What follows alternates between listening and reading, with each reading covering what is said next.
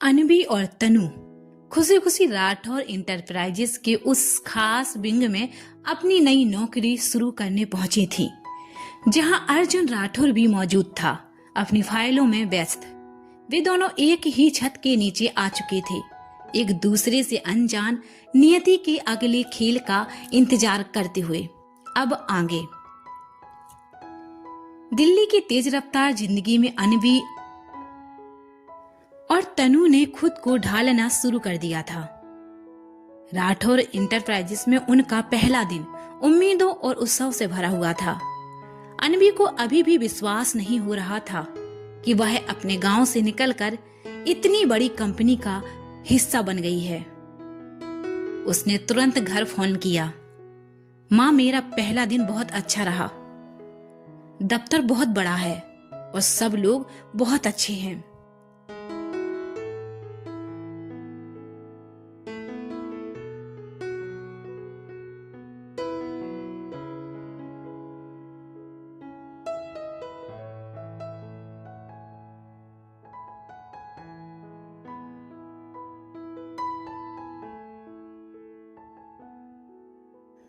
उसकी आवाज में खुशी साफ झलक रही थी।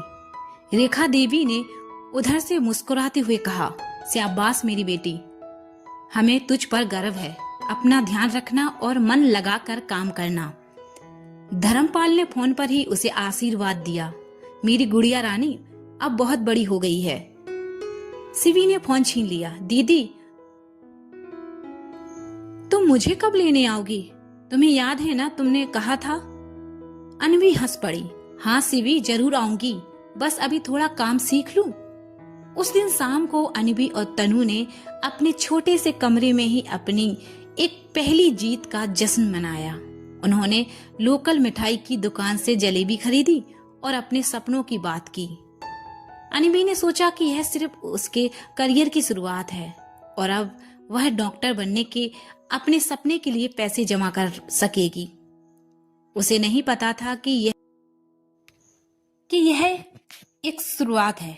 उसे एक ऐसे रास्ते पर धकेलने वाली थी जहां उसके सपने और हकीकत नफरत और नियति के धागों से इस तरह उलझ जाएगी कि उसे सुलझाना मुश्किल हो जाएगा।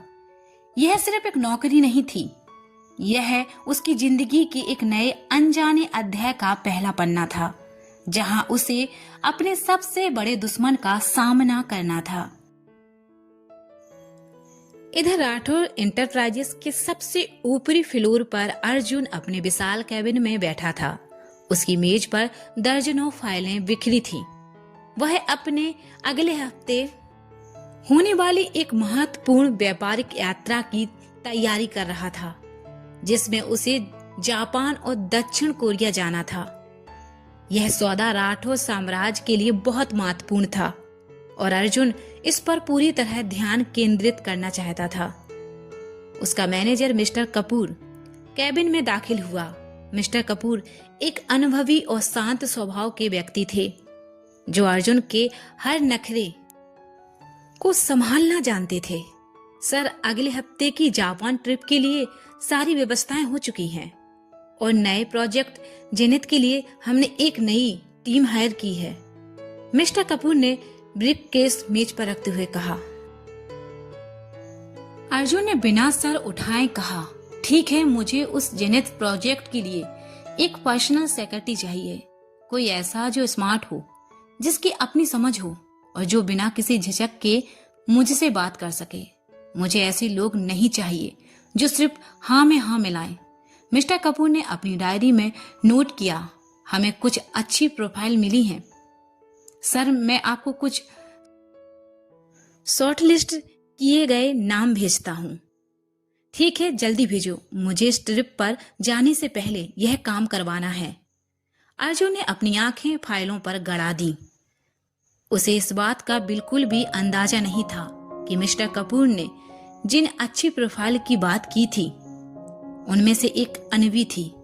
उसे पता नहीं था कि जिस लड़की की बेवकी और हिम्मत ने उसे कुछ दिन पहले परेशान किया था, वही लड़की अब उसके सबसे करीब आने वाली थी। यह एक अप्रत्याशित मुलाकात का संकेत था।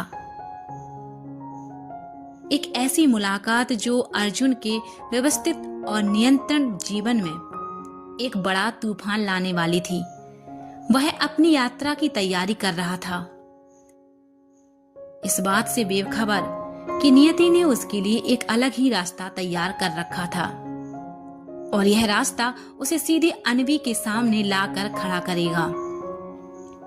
कुछ दिनों बाद अनवी और तनु को राठौर एंटरप्राइजेस के HR विभाग से एक और कॉल आया। आपका प्रदर्शन बहुत अच्छा रहा है अनवी, हम आपको एक बहुत ही महत्वपूर्ण पद के लिए चुन रहे हैं, personal secretary mister Arjun Rathore के लिए। यह सुनकर अनवी के पैरों तले जमीन खिसक गई। मिस्टर अर्जुन राठौर, वही घमंडी अहंकारी पैसा वाला इंसान। उसकी आंखों के सामने उस दिन की घटना घूम गई। टूटा हुआ शीशा, फेंके हुए पैसे और अर्जुन की घमंड भरी आवाज। क्या क्या मजाक कर रहे हैं? अनवी ने लड़खड़ाती आवाज में पूछा। नहीं मिस अनवी, यह एक बहुत ही महत्वपूर्ण पद है। हमें लगता है कि आप इस भूमिका के लिए एकदम सही हैं। HR मैनेजर ने कहा।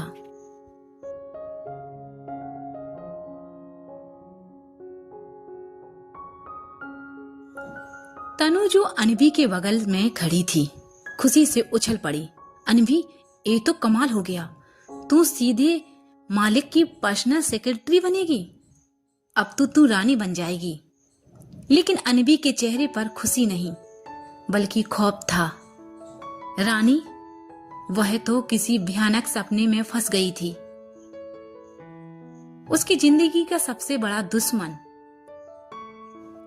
अब उसका बॉस बनने वाला था। यह किस्मत का क्रूर मजाक था, एक ऐसा मजाक जो उसके सपनों को कड़वी हकीकत में बदलने वाला था। उसे अब अपने ही बॉस से टकराना था, उस व्यक्ति से जिससे वह नफरत करती थी।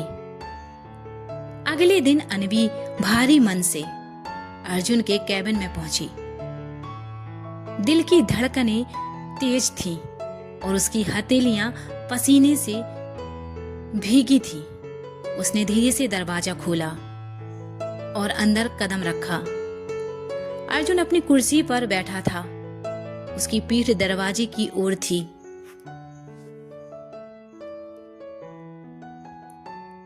मैं आई कम इन सर? अनवी ने धीमी आवाज में पूछा।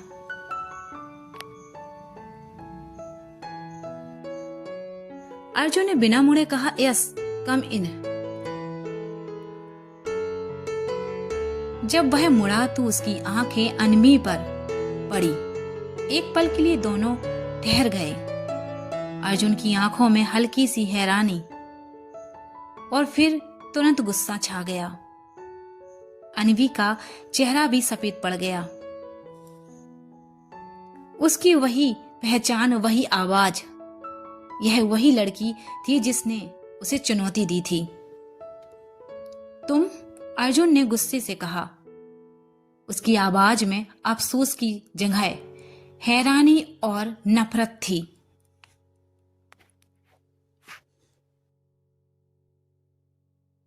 जी मैं अनवी, अनवी ने दृढ़ता से कहा, हालांकि उसके अंदर डर था। तुम यहाँ क्या कर रही हो? तुम्हें किसने अंदर आने दिया? अर्जुन अपनी कुर्सी से उठ खड़ा हुआ। सर, मैं आपकी नई पर्सनल सेक्रेटरी हूं। मेरा नाम अनवी है और मुझे HR ने भेजा है। अनवी ने अपनी पहचान बताई। अर्जुन के चेहरे पर एक शैतानी मुस्कान आई। ओह, तो तुम मेरी नई पर्सनल सेक्रेटरी हो, यह तो बहुत दिलचस्प है। उसकी आंखों में पुरानी नफरत फिर से जागृत हो गई थी और अब उसे बदले का एक नया मौका मिल गया था। अनवी को लगा जैसे किसी ने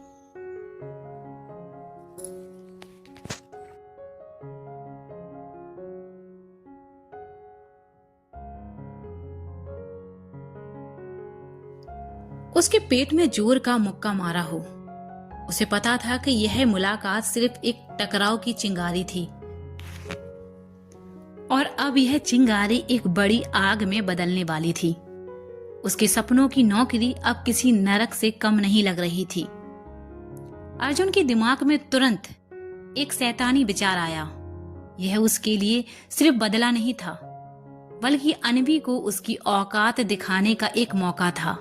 तो तुम मेरी पर्सनल सेक्रेटरी बनोगी, हाँ? अर्जुन ने धीमी खतरनाक आवाज में कहा। जी सर, अन्वी ने हिम्मत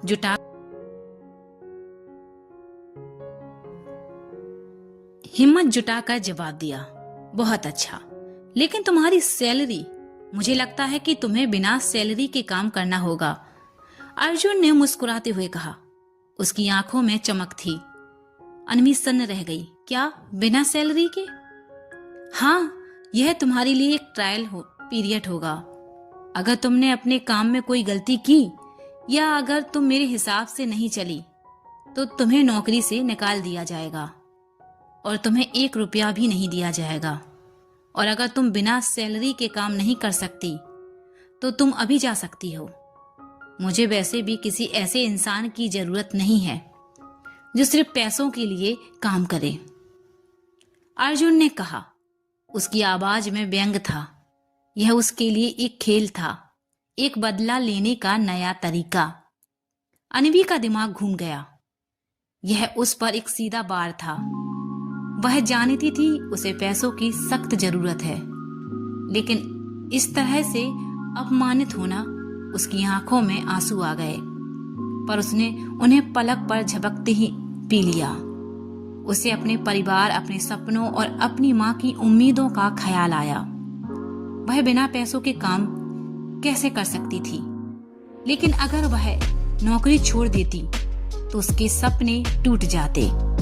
उसे लगा जैसे वह एक जाल में फंस गई हो। अर्जुन के चेहरे पर एक जीत की मुस्कान थी।